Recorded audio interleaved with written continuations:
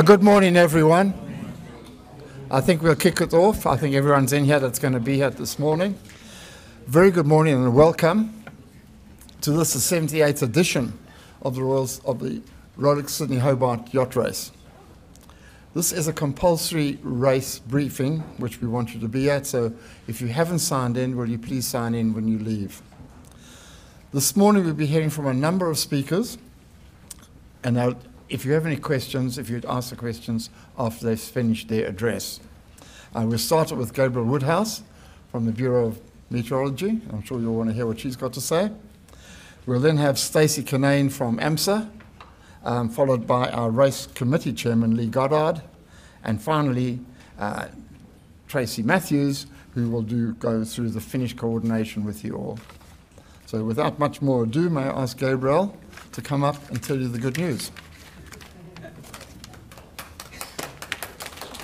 You might be slightly optimistic with the good news.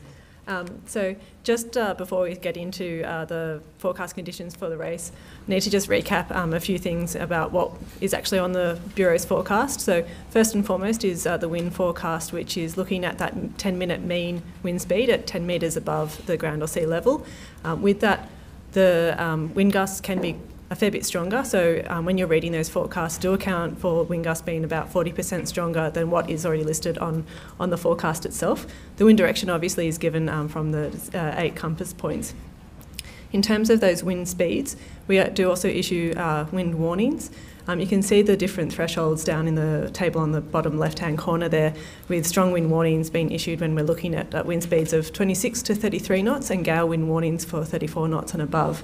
Now, with storm force and hurricane force winds, they're usually associated with very deep low pressure systems or indeed tropical cyclones. So one thing to note is if you do see storm force winds, that is to do with the wind speed rather than thunderstorms. Thunderstorms are going to be mentioned separately on the forecast, and they can produce some pretty erratic winds and change that wind direction and wind speed quite quickly. Over the water, on the forecast we do have the different seas and swells given on the forecast, and trying to separate out what's been driven by the local wind as well as what's been generated elsewhere and coming through. The significant wave height is looking at that highest average of the highest third of waves. This means that the waves that you'll see out on the ocean at some points will be much, much higher than that. So the maximum wave height generally can be up to about double what we're seeing in terms of those significant wave heights that are forecast. Other thing to note on the forecast is the different weather systems that can be quite dynamic and change conditions really quickly. So thunderstorms, lows in particular, they're quite dynamic systems, and you can see very different weather conditions develop very quickly. So it's always worth paying attention when you see these sorts of words, either in the synoptic situation or within the weather part of the forecast itself. In terms of the forecast, for the coastal waters, they're an area that covers up to 60 nautical miles offshore. They're routinely issued twice a day, but they are updated whenever we are thinking that any particular thresholds might be breached, and also when there are warnings current. So if there is a strong wind warning current over the coastal waters, these forecasts are updated for today and tomorrow every 6 hours. And that includes for the local waters as well. In terms of what they look like, what we're seeing on the screen up there on the right-hand side is what the coastal wind warning looks like, where it just lists the different coastal zones that are affected by what type of wind warning. The details of the warning itself are contained in the forecast, as shown on the right-hand side there, which will detail the winds, the waves, the weather, and it'll also have a weather situation about what we're looking at synoptically over today and the next couple of days on the forecast. So that will change, and one thing to note is that they do appear as two separate things. Once you get more than 60 nautical miles offshore, that's when we start looking at the high seas forecasts. They're text-based. They can be quite challenging to read because, as you can see here, they're not necessarily as pretty to look at, and you've got the different markers listed by latitude and longitude, but the same information is there. So it'll have the weather situation, it'll have the forecast conditions based on those synoptic situations, but with it, this forecast only looks out for the next 24 hours, and again, they're issued twice a day, but when there are warnings, those warnings are updated every 6 hours. So an ocean wind warning looks like this, similar sort of conditions where this will actually specify the area that is covered by the wind warning and what forecast conditions we'll see in that area. As you can see with the little map on the top right-hand corner there, the southeastern area does cover a very broad area, so it is a much broader forecast. Another place where you can get forecast information is on the Bureau's website and on the app, but on Meta you can see the wind wave and significant wave heights, as well as wind, weather, all the rest of it in easier to see graphical form, if that's what you like to look at. So that information is available on Meta. On the water though, there are a few ways to be able to access the coastal wind warnings and coastal forecasts. So there's the satellite Inmarsat, you've got VHF, HF radio, as well as there's a marine light page, which is just a text-based and low-resolution image, so that you don't use as much data out on the water. So there's a lot of information out there for updates on the forecast conditions, along with those warnings that are routinely broadcast. So one to stay on top of, particularly over the course of the race, and seeing that low-pressure system. So looking at the forecast ahead, as you've probably all been keeping a really close eye on over the last week, the forecast has been moving around a little bit. Currently we've got a trough and low pressure system forming over eastern Australia, and that's going to be moving towards the southeast. So by Boxing Day, we're expecting that to be basically over parts of the New South Wales waters, and then start to move away during Wednesday. So with that, there is a high degree of uncertainty about what winds we're going to see along the New South Wales coast.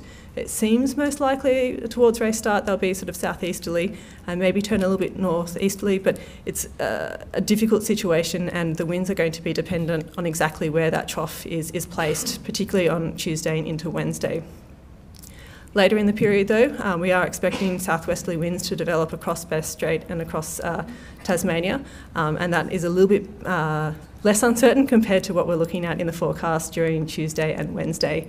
The other thing to note with the forecast ahead is that as you're sort of expecting for Christmas Eve and Christmas Day, a fairly stormy period is what we're looking at across eastern Australia, and that thunderstorm risk really does continue into Boxing Day and even into Wednesday as well, over the southern parts of New South Wales coast and through Bass Strait. So one thing to watch out for, because there is a lot of energy in the system, we could be seeing some reasonably big storms, and that could bring the risk of those really erratic winds, some hail and some reduced visibility and some heavy rain. So just having a quick look at all of that in a little bit more detail. Initially on Boxing Day morning, we could be seeing some showers and storms clear off fairly early in the morning. So that may mean that we see some low cloud or some hazy conditions during the morning period, but that should clear up towards race start time and see generally some partly cloudy skies, but we will start to see some showers and storms developing over the land on Tuesday afternoon, including through Sydney and along the southern New South Wales coast. And then through the evening we start to see that risk extend into the waters as well. So through the afternoon on Tuesday, winds are going to be quite variable. At this stage it seems most likely that we'll have somewhere between southeast to northeasterly over the waters, but in the inshore area it's quite likely that they'll be quite light and variable. The further south that you manage to get, the more the wind speed is going to increase. So if I zoom out towards nighttime on Tuesday, what we can see is those easterly winds through Bass Strait and towards Tasmania, getting up to 20 to 30 knots for the most part. But along the New South Wales coast, we're still going to be seeing fairly variable winds. Inshore, we might be able to pick up a tiny bit of a land breeze during the early hours of Wednesday, but for the most part, variable winds along the New South Wales coast. And again, rain and thunderstorms is going to be the story through Tuesday night and into Wednesday, mainly across the southern New South Wales coast, but more so through Bass Strait and towards Tasmania. So by Wednesday morning, you can see that we still have those easterly winds right through Bass Strait and fairly variable winds along the New South Wales coast. And as we move through the day on Wednesday, what we start to see is that low pressure system start to shift further away to the southeast. what that's going to do is going to start to reduce some of those wind speeds across Bass Strait and start to have them turned a little bit more southerly along the New South Wales coast and through Bass Strait. Down towards the southeast Tasmanian coast, we can start to see those winds turn a little bit more northeasterly, but we will be still seeing a fairly decent easterly swell, getting up to about 2.5 metres through parts of Bass Strait and towards Tasmania. Still seeing that risk of thunderstorms with that low pressure system, and again, those fairly erratic winds is fairly likely with those storms, and seeing sudden shifts in wind direction and wind speed. As we move towards Thursday, what we see on screen is a comparison of some of the global models, and we're sort of currently modelling that low pressure system to go, noting that there is obviously a fair amount of uncertainty and these can change quite a lot. It's still several days away, but for the most part we're seeing that low pressure system move away towards New Zealand, and so that's going to generate that southwesterly flow across Bass Strait and across Tasmania. There's a little bit of uncertainty along the northern parts of the Tasmanian coast where we could be seeing some more variable winds as it's a little bit more sheltered from that southwesterly flow. So with that, still the risk of seeing some strong wind warnings at times. It's going to depend on how quickly that low pressure system moves away during Thursday. By Friday, though, we can see that we're starting to really see that ridge of high pressure pushing from the west. There's a bit of uncertainty about where it's going to be positioned. With that, we are going to see much more variable winds through parts of Bass Strait and along the New South Wales coast. Across Tasmania, though, still seeing that southwesterly flow. Still potential to see some stronger southwesterly winds, particularly south of about Tasman Island. And with that, start to see that southwesterly swell develop. So looking at significant wave heights of at least 3 to 5 metres developing. And it will depend, it could get a little bit higher if we do see those stronger winds like what we can see in the bottom right-hand panel of that comparison map online. By Saturday, though, we should be seeing that change push a little bit further east across the southern Tasman Sea and still sitting in those southwesterly winds and maybe still a shower or two. And once we get into Sunday and Monday, this is where, again, we're in that very long range period of the forecast, and we'll see that ridge of high pressure start to develop and maybe see a trough develop over Australia, which will start to move a little bit further south and develop a low pressure system potentially by Monday. So for those that might be headed back on Monday or Tuesday next week, one to watch out for because there is obviously a high degree of uncertainty about how that system's going to evolve, but it could end up being somewhat similar to what we're seeing over the next couple of days, just next week. So one to watch out for, that we could have quite a range of scenarios at play. Now, getting into Hobart itself, for the most part, it's going to be coolish with a few showers around. So for the most part, if you're looking for some sunnier skies, I'd aim for Friday, but it seems as though we'll be seeing a few showers and temperatures in the low 20s during the day and low teens overnight. So not too bad, but not too hot. Taking a quick look at the currents, at the moment we've got a fairly elongated part of the East Australia current that's going fair way south off the New South Wales south coast and east of Bass Strait there. So at the moment it's going to be peaking in its movement during Christmas Day and Boxing Day. We're getting up to about 2.5 knots, but from the 27th we're going to see that current start to weaken off a little bit, but still remain in the vicinity. Sea surface temperatures are fairly warm for this time of the year, so what we're seeing at the moment is generally around 17 to 20 degrees off the Tasmanian coast and a little bit warmer obviously off the New South Wales coast, so about 3 degrees above average, which is helping to drive the rainy forecast and also the thunderstorm potential just because of how warm and moist conditions are. Taking a quick look at the tides, the highest of the high tides is going to be during the morning and the lowest during the afternoon. But once you head around in towards Hobart, what you can see with the predicted tide at Battery Point is the high and low tide in the middle part of the night becomes a little bit indistinguishable and the pattern sort of breaks down a bit. And because of that, we're only seeing the one high tide during the morning and the one low tide during the afternoon as you head in towards Hobart. Outside and on the eastern parts of Tasmania and New South Wales, we will still have the usual diurnal cycle of those tides. So just to summarise, there's still a fair degree of uncertainty in the forecast, particularly with that position of the trough during Tuesday and Wednesday. It's pretty likely that we'll see fairly wet conditions through Bass Strait and southern New South Wales and into northern Tasmania. Thunderstorms are going to be a feature, particularly on Tuesday and Wednesday, and it looks likely that we will see some really erratic winds, potentially some hail, and reduced visibility and some pretty heavy storms. And they're not just going to be close to the coast, they'll be forming overhead and potentially a fair way offshore as well. So one to watch out for, just because it is going to be quite a dynamic situation in terms of those thunderstorms. And obviously we are still looking at strong wind warnings being possible throughout the race. So I'm just going to leave it there for the moment and open it up to questions, and I hope you have a good Christmas, and I'll see you again on Boxing Day.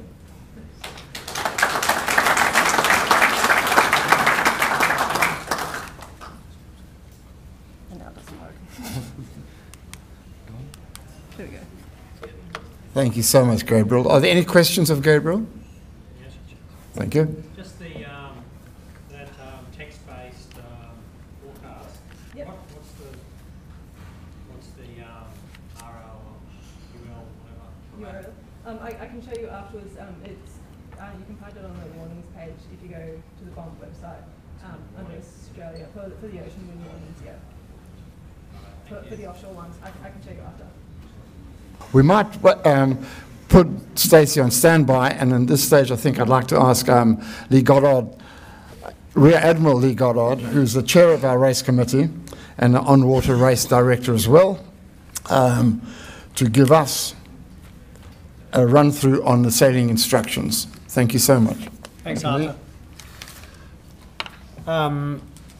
Stacey gave the brief this morning, so if need be we can come back and just talk through some of the things he talked about, because it's very important about how AMSA works with the committee and also works with you if we need to in extreme events. First of all, I'm excited. Race on. I'm the chair of the race committee. I'm also the on-water race director. Of course, I work very closely with Justine, our CEO here, and also the sailing manager, Tara, and of course with our race finishing partner, Tracy, who will talk to us shortly. The remainder of the committee, David Kellett, of course, here in the front row, known to many of you, will be on JBW throughout.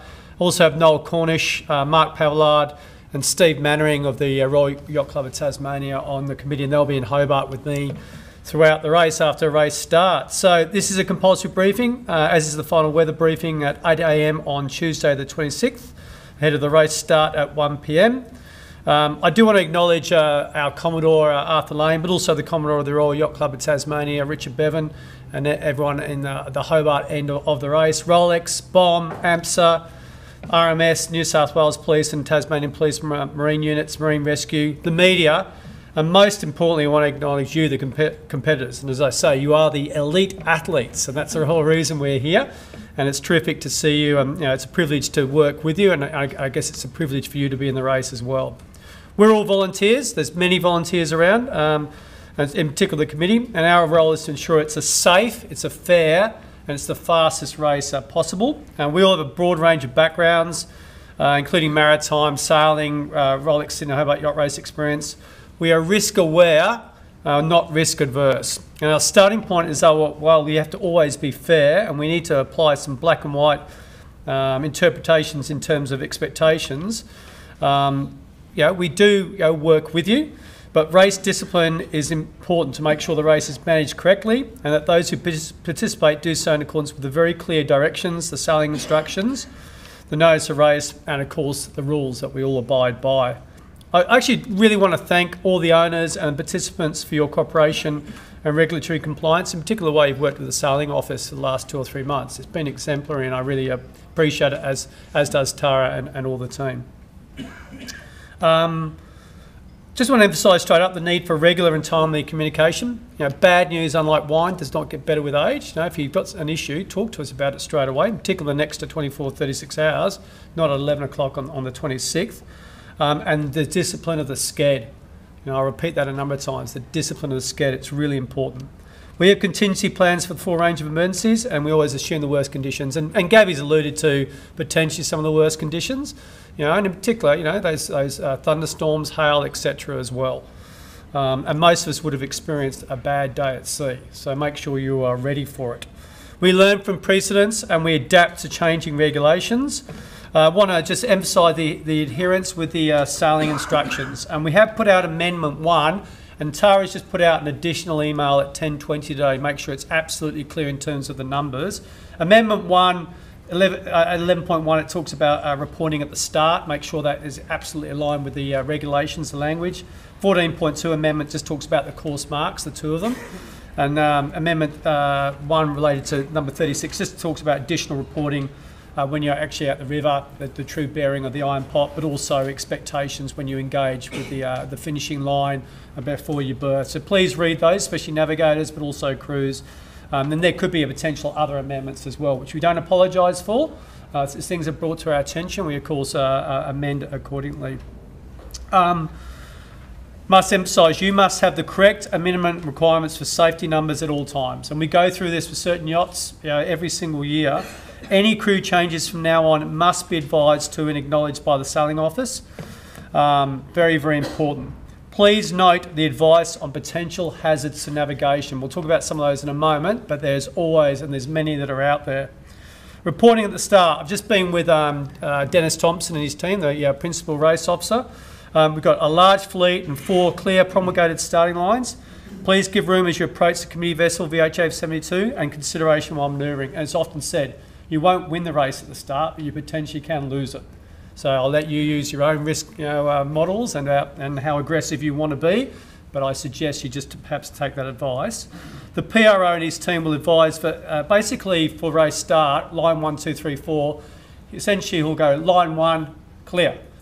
And there may be an individual recall. Then he'll say individual recall, there may not be. Line 2, clear, maybe an individual recall or not. Line 3, clear, maybe an individual recall. Line 4, clear. If it's all 4 clear, no individual recalls, that's done. If it says an individual recall and the yacht that potentially has got broken the line and hasn't realised it, 5 minutes after that last line 4 clear, they'll call the actual individual yachts and tell them they've been individually recalled, if you haven't already known yourself that you've broken the line, to make it absolutely clear for those 4 lines. It's a very simple process, but as I said, if you haven't reacted to it, 5 minutes after that last line 4 clear is when you will be individually told the decision of the PRO. There will be no general recall following race start. And please note, as I said in the amendments, the changes to X-ray and Zulu, those 2 marks for this year. If you do decide to discontinue racing or disembark crew, and then you restart, you still need the minimum number of crew, and you must comply with all the crew requirements in accordance with the notice of race. It's fair and it's safe and it's the right way to do it. If you are required to submit a declaration within 6 hours of finishing, please ensure that you receive a receipt. Boats may be subject to spot checks up to 12 hours after their finished time.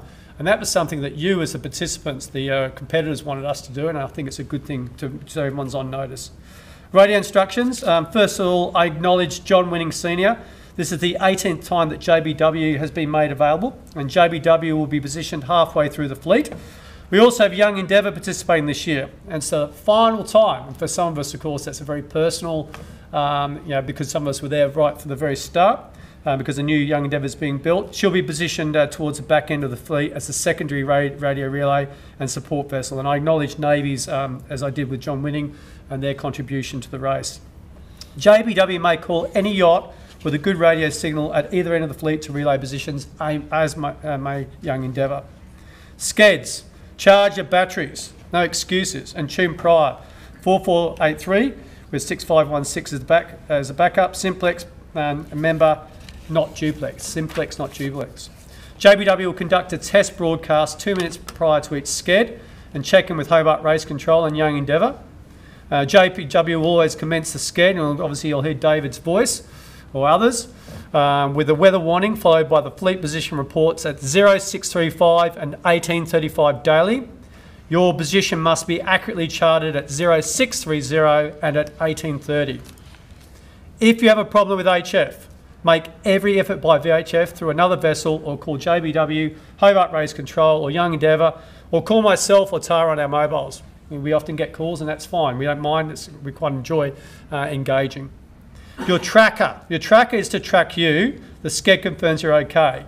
Discipline of the sked. Just because you're being tracked by the tracker, that's not our safety requirement. It's actually the sked. We need to talk to you. Very important. You will not need to touch the trackers at all unless you activate the emergency button, which should only be done as a backup to your ePerv activation. JBW will be available for pre-race communication checks from 11:30 to 12:30 on the 26th on Boxing Day on 4483, obviously HF primary with 6516 as a backup. You must at all times keep a proper listening watch on VHF channel 16 and report wind strengths and wave heights when wind strength exceeds 40 knots. And there is a possibility in this race that will do, especially in your local environment, potentially through a thunderstorm. You're obligated. It's not optional. You must report if it exceeds 40 knots. Satellite communication checks will be conducted daily at 13:35 from the 27th onwards. And a selection of your boats in the fleet will be called at random and you are required to answer.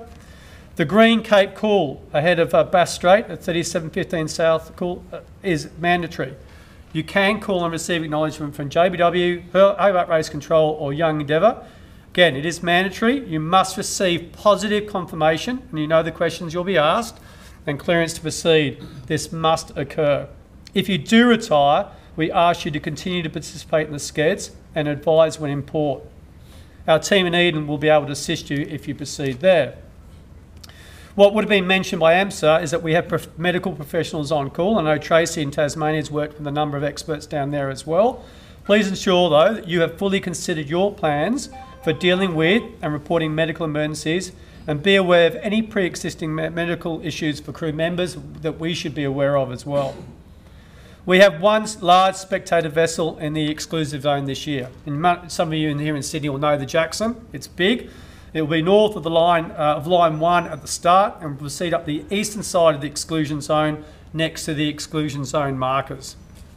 At the start, the media will be close to the racing action as you would expect, and this will be in a non-interference basis, and there may be movements between some boats, including some of the journalists jumping off the boats up front. Man overboard, I don't think I need to tell you exactly what you need to do, far from it. You know, good communication, you know, especially external, engaging us, early broadcast, life-saving devices, dealing with your circumstances, and we'll be ready to help. Suggest you consider your man overboard responses, and I'd strongly suggest you consider your responses if you have a rudder failure or you lose a rudder. It's important that you actually are thinking that through. Please check your PFDs, your personal flotation devices, and ensure all crew are familiar with the use of all your personal safety equipment. Of course, we recommend seasickness tablets in your grab bags, especially for this year's race. Note the recent advice regarding iPhones at sea, that when jolted, they are alerting the police. Best off just turning them off if you don't need to. Otherwise, it will come through AMSA to us. Inadvertent triggering of ePervs and PLBs. We wish that didn't happen, but it will happen. We apply a 30-minute rule, as does AMSA. If we haven't actually had positive confirmation that it's inadvertent, then we assume somebody has, there has been an incident or somebody has gone overboard, and we will still start activating serious assets. And AMSA would have shown you those, and of course it's taking away assets from other places they should be. Sea life, whales, dolphins and sunfish. And of course, some of us have had very recent experience with that. And of course, sunfish in particular, there's been a couple of articles, of course, in the paper. Read them again. And I know some of you have actually, I know if that personally hit some fish, including last year's race. So be very much aware of that. Nothing like de-accelerating in 20 knots to 0. As we know, it's like a car crash without a seatbelt on. And from personal experience, it hurts. Note the special SI on drones and comply. And also the SI requiring protest to be advised by Tasman Island for incidents prior to Tasman Island. Very important. And you should be familiar with the anchorages, but make sure you have a good working anchor. Maintain a good look at all times by all means possible. It's not just looking, it's actually hearing. That's the critical part, hearing. And it will be difficult, and some of the conditions you're experiencing will no doubt experience. Consider early your delivery home plan and inform your next of kin.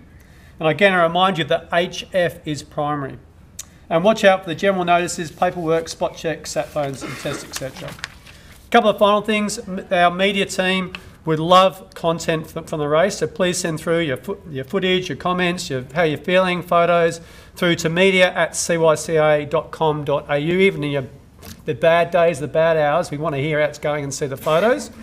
Again, I want to thank the sailing office led by Tara and her team and Andrea, their champions. And of course, I also want to thank in particular the volunteers. And perhaps you as competitors, thank a volunteer, whether it be here in Sydney, and there's lots of them in all different areas, or in Hobart.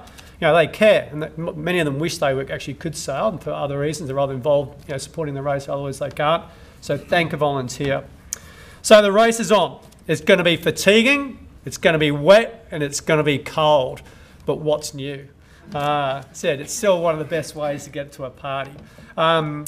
It's going to be safe, it's going to be fair, and it's going to be fast. It's going to be as fast as it can be in those conditions. Thanks, Arthur, and I'll hand back to you.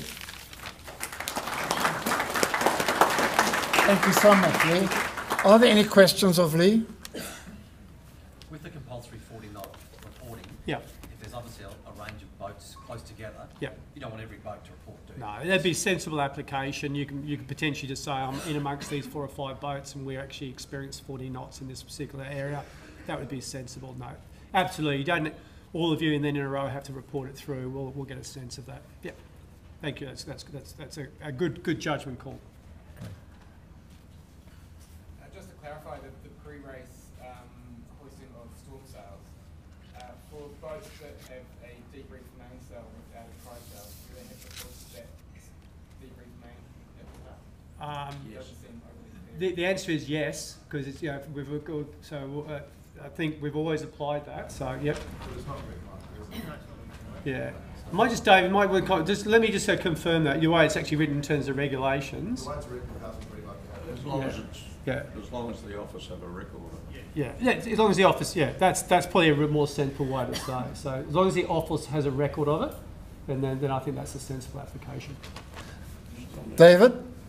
Just a summary, if you wouldn't mind, on the changes to the rounding marks, which ones are moved? I think we've moved them both from last year. So the amendment then just absolutely clarifies it. So they've both been moved out and to the south. So They're all different, are you've got the 2 marks, the X-ray and so which marks? they? The four outside of it, Yeah, have they all moved? they've both been moved from I think we just widened it out. So the answer is yes. Yeah. Yeah. So the inside ones are not moved. Say again? The 2 inside the heads have not moved. So, yes, we have. Basically, they've all been moved in accordance with the SIs. Yeah.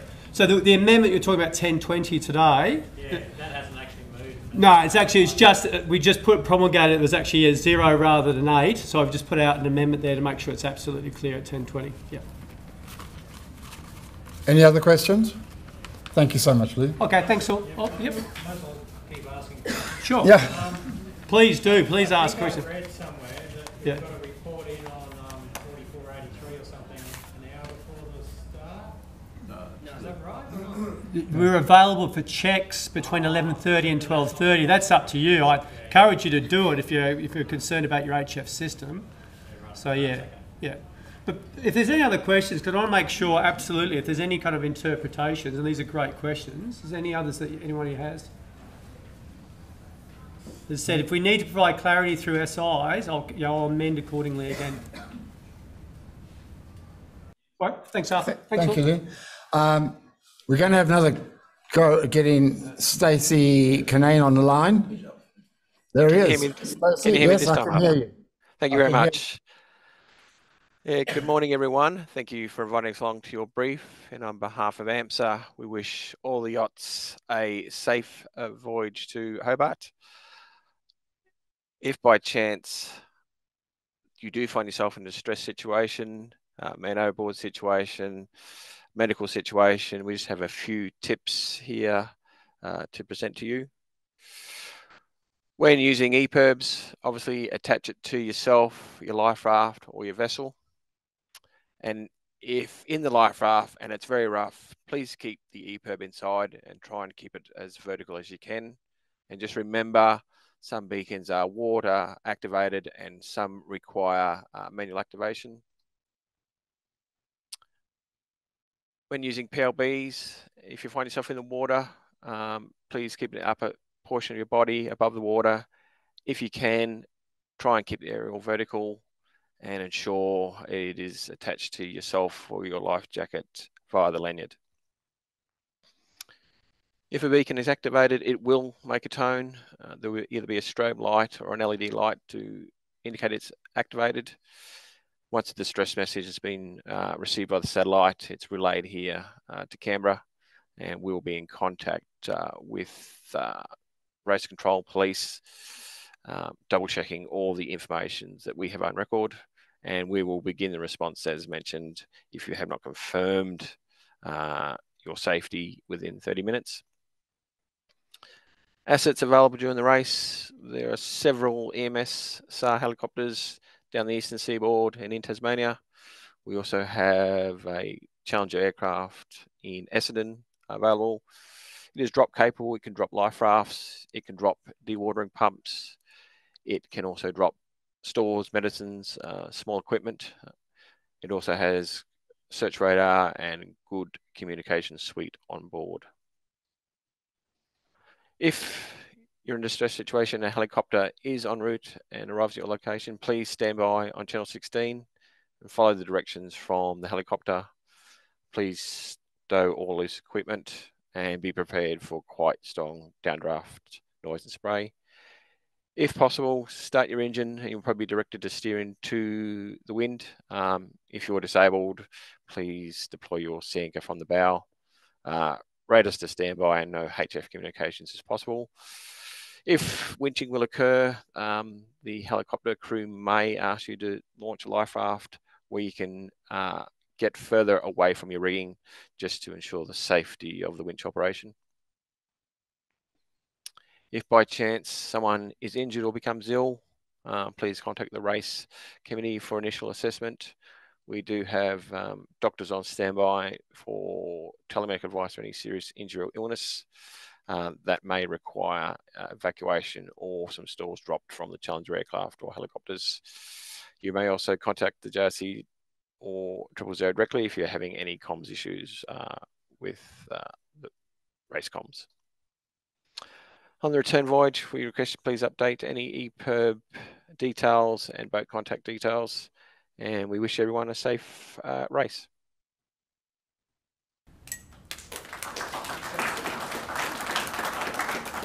Thank you so much, Stacey. Are there any questions of AMSA?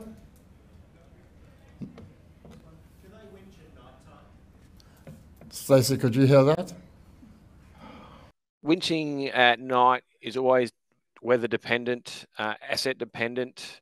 We would really be looking at military aircraft, helicopters, to do any night winching.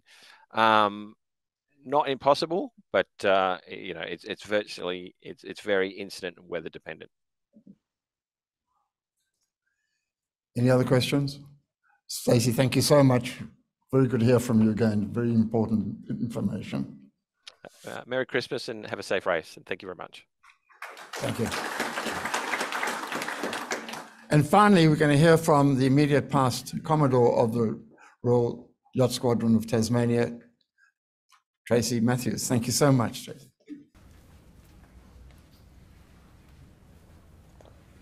Thanks, Arthur. Welcome, and here we go again, off to Hobart. Good morning. The Royal Yacht Club of Tasmania are pleased once again to be the finishing partner for the 78th edition of the Rolex Sydney Hobart Yacht Race. We're looking forward to seeing all of you in the River Derwent again very soon. A couple of things for noting as you get to the Hobart end of the race. The finish line. Details of the finishing line and other finishing notes are in the sailing instructions at clause 17. The finishing line is off the Hobart finish box in Castray Esplanade, Battery Point. For those who have not been to Hobart before, this is what it looks like. It's between the white Empress Towers building on the left and the cream CSIRO building on the right. Locally, we refer to the box as the Castray Finish Box, so if you happen to hear one of our volunteers referring to it in that way, don't panic, you are in the right place. The outer end of the finishing line will be marked with a yellow buoy and will have a flashing light at night. There's also an inner distance mark that must be left to port. If you're finishing at night, please illuminate your sail number on the port side so the finish box can confirm your identity. Once through the finish line, contact the Hobart finish box as per the sailing instructions 36.4. At this point, please don't contact the Hobart race control. It's the finish box, the Hobart finish box, that you need to call. Drop your sails and stand by for an escort vessel. This will be one of the RYCT or DSS patrol boats. If there are several boats finishing together, please be patient. A patrol boat will get to you as soon as possible. Observe all directions from the skipper of the patrol boat, and please do not enter the Kings Pier Marina until instructed to do so. So you come through the finish line, you call into the Hobart finish box, then you can drop your sails, get yourself sorted, and a patrol boat will be with you to escort you into the dock. So during the operating hours of the Taste of Summer Festival, you will enter the dock via a short detour past Princess Wharf, where you will receive a very enthusiastic welcome to Hobart from those enjoying the festival. This is not compulsory, but it's lots of fun, so I would encourage everybody to take part. It's during daylight hours.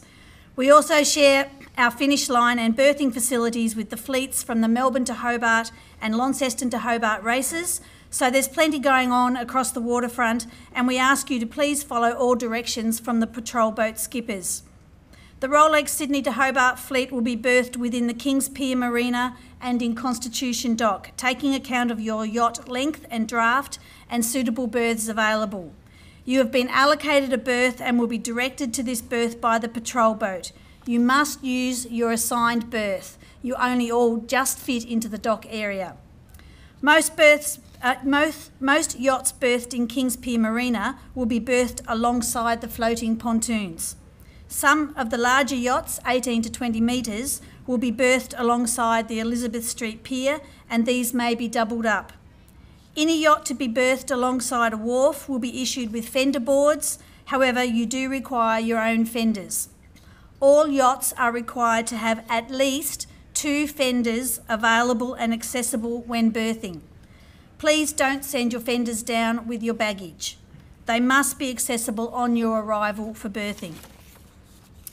Yachts with a draft of 2.5 metres or less should expect to be berthed in Constitution Dock. Those yachts in Con Dock with lengths of between 9 and 11 metres will be berthed Mediterranean style onto a floating pontoon and may be required to deploy an anchor. Your anchor should be appropriately sized for your yacht and accessed prior to entering the dock. All other yachts berthed in Con Dock will be alongside and may be doubled up. Fender boards will be provided for alongside berthing. Entering Constitution Dock requires the bridge to be opened by Tasports. To facilitate this may require yachts to be staged within Kings Pier Marina for a short time before the bridge can be opened. Your cooperation with this is required, and you can see on the picture there the mast berths. That's around that area is the staging area to go into Con Dock. But please follow the instructions from the patrol boat. They'll know exactly where you need to go. As per usual, the Race Liaison Centre will be in the Rolex Village, and our volunteers will be there to help you with any queries, questions and directions. Whether you are in Con Dock or Kings Pier, once you are safely berthed, you will be welcomed by our volunteers. In exchange for your tracker, the volunteers will deliver some well-earned refreshments. You'll also receive a quarantine bag when you arrive. It's a requirement of Biosecurity Tasmania that every yacht disposes quarantine items appropriately. Use the quarantine bag provided to dispose of all fish and fish products, meat and meat products, fruit and vegetables, eggs and seeds. If you have any doubt, chuck it out. Quarantine bins will be around the village, including in the waste compound. Same as last year, baggage collection. No change this year to the collection point. Executive Building underground car park at 4 Despard Street. This is easy to find and a short walk from the village. It's in the street that runs behind Peter Johnson's Ship Chandlery and the Customs House Hotel, which I'm sure most of you know where that is. The entrance is the cream roller door, and there will be signage and phone numbers for assistance. Glenorchy Rotary Club will once again be supporting the race and staffing the baggage collection area. They will be open for business 24 hours daily after the first yacht finishes and up to 24 hours after the last yacht arrives, except on New Year's Eve. They will be closed from 8 p.m. on New Year's Eve until 7 a.m. New Year's Day. Also, please note that in the event of retirement from the race, you are responsible for the collection and return transport of your bags from Hobart. So contact the baggage area if that's your situation. Please label each separate bag you put on the truck with your name and contact details. I believe you get a tag from the truck, a sticker, but also consider a key tag or a permanent marker. This will ensure that all bags are easily sorted and stored for your collection in Hobart. A few final points. All power cords used in the marina must be tagged and tested and must be run safely along the walkways. These will be checked. If you need to get a cord tested, please see the Liaison Centre. The official prize giving will again be in the Federation Concert Hall at the Hotel Grand Chancellor, 3 p.m. on the 31st of December. Everyone is welcome, and the more the merrier. All yachts must vacate the marina 10 a.m. on the 3rd of January. There is a slight change to the process for anyone requiring post-event berthing. If you require extended berthing in Kings Pier or Constitution Dock after 10 a.m. on the 3rd of January, please see the volunteers in the Race Liaison Centre who can advise on availability of berths and provide further information from TasPorts. Any problems on any matters, see the team at the Race Liaison Centre. They're there to help you if they at all can. I also encourage everyone to come down to Murrayville Esplanade in Sandy Bay to visit the Royal Yacht Club of Tasmania. It's a short distance from the waterfront and also the location of the committee room, the radio room and the protest room during the race. The club will be open normal hours and it's a great place for friends and family to await your arrival or for your crew to enjoy a change of scenery with our bar, outdoor deck and dining facilities. You can also access full club services such as fuel and water prior to your return delivery. I believe there's also still availability of tables for New Year's Eve, assuming that you're all there by New Year's Eve this year. Please call us at the club if there's anything that we can help you with. Finally, I wish you all a safe trip to Hobart and a happy Christmas. Have a great race, stay safe, and I look forward to seeing you on arrival. Cheers.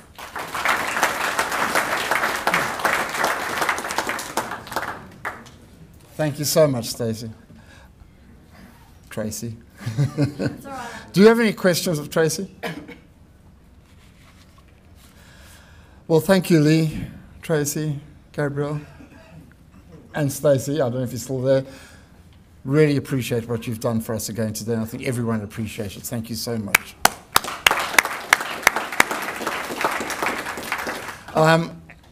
You did have to sign in when you came in. Please make sure you have signed in. There are also division sheets and start line allocations at the back of the room. We still need the paperwork from Merit, and we'll still do spot checks on Mayfair, Wings, Gunshot, and Lunar Blue. I wish you all a very happy and a very peaceful Christmas. Before you do that again, can I just make absolute clarification? Sorry, I didn't mean to interrupt Arthur. Can I just make absolute clarification on the questions we were asked, the two, and then the two answers? It actually does, I think it's absolute clarity in sailing Amendment 1 to the sailing instructions. I could read it out in detail. If there's any issues with that, come back to the sailing office. So just go to sailing Amendment 1. And just again, that question with regard to actually the marks. Sure, they've been changed from year to year.